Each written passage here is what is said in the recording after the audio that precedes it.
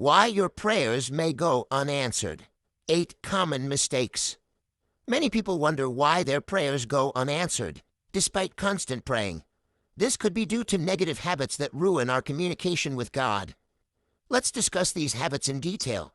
If you find yourself in this situation, you might be committing one of these errors: eating, drinking, or smoking during prayer.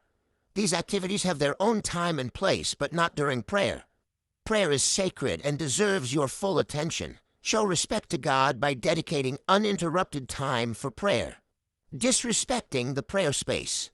Maintain the cleanliness and respect of your prayer space. If you have a specific room for prayer, keep it tidy and free from impure activities. A clean prayer space shows respect for God. Praying with a heart full of hatred or resentment. Don't pray with a heart full of hatred or resentment.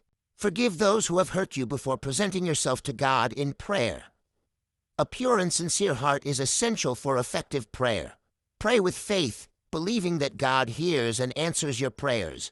Doubt undermines the power of your prayer. Jesus taught that faith can move mountains. Pray with firm faith, convinced that God can and will answer. Praying in a routine and emotionless manner. Avoid praying mechanically or without emotion. Prayer should be genuine and heartfelt. Approach God sincerely, sharing your joys, concerns, and gratitude. Keep your prayers fresh and meaningful to strengthen your connection with God. Set aside specific times each day for prayer to maintain a constant connection with God. Thank God daily for His blessings to maintain a positive attitude and recognize His presence in your life. What did God tell the demons when they asked for forgiveness? Did you know that after the Watchers sinned and had children with mortal women, they asked God for forgiveness to return to heaven? According to the book of Enoch, angels known as Watchers descended to earth, took human wives, and had children known as Nephilim, who were giants. These Nephilim grew powerful, consumed all resources, and eventually turned to eating humans, birds, beasts, reptiles, and even each other. The Watchers also taught humans forbidden knowledge, leading to widespread godlessness and corruption. In response to the chaos, God sent archangels Uriel, Gabriel, Raphael, and Michael to punish the Watchers. He also called upon Enoch to deliver a message. The Watchers would find no peace or forgiveness. Their children would be destroyed, and the Watchers would witness this destruction, mourning and begging for mercy, but never receiving it. Enoch approached the Watchers, starting with Azazel, to deliver God's message of severe punishment. Terrified, the Watchers asked Enoch to write a petition for forgiveness, which he did. However, in a vision, God informed Enoch that the petition would be denied, and the Watchers were condemned to be bound on earth forever, witnessing the destruction of their children. Enoch described being lifted to heaven in a vision, seeing a crystal wall surrounded by flames and a house of crystal filled with fiery cherubim. He then saw a greater house of fire and crystal, with a magnificent throne, where the great glory sat, surrounded by blazing fire and countless beings.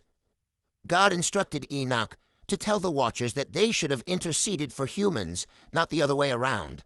The Watchers, once spiritual beings, had defiled themselves by marrying human women and producing giants. God explained that the giant spirits would become evil spirits on earth, causing destruction and affliction. After the Watchers sinned, they sought forgiveness, but were denied due to the immense sin they committed. God issued a stern judgment, condemning the Watchers and their offspring for abandoning their divine nature and causing widespread evil on earth. Why did God flood the earth? In Genesis 6, the Bible tells us that the earth was corrupt and filled with violence.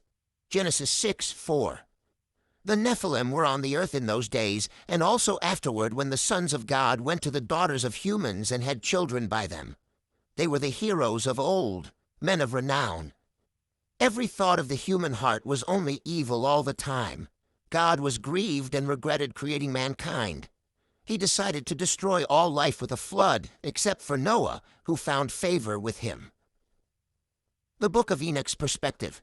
The Book of Enoch provides more details on the corruption. Angels, known as Watchers, lusted after human women and took them as wives, producing giants called Nephilim. These giants consumed all resources. Numbers 13:33. We saw the Nephilim there. The descendants of Anak come from the Nephilim. We seemed like grasshoppers in our own eyes, and we looked the same to them. 4 archangels, Michael, Uriel, Raphael, and Gabriel, saw the corruption and brought it to God's attention. God instructed them to take action. Uriel warned Noah about the impending flood so he and his family could be saved. Raphael, bind the leader Azazel and cast him into darkness, covering him with rocks until the day of judgment. Gabriel, destroy the children of the Watchers and cause them to fight each other. Michael, bind Simjaza and his associates for 70 generations until their final judgment, confining them in the abyss of fire. After the flood, God established a covenant with Noah, promising never to destroy the earth with a flood again. The rainbow serves as a sign of this covenant. God flooded the earth to cleanse it from the extreme corruption caused by the Watchers and their offspring. This story reminds us of God's justice and mercy. If you're worried about the state of the world today, rest assured that we won't be washed away by another flood. This is the end of this episode. Follow for more.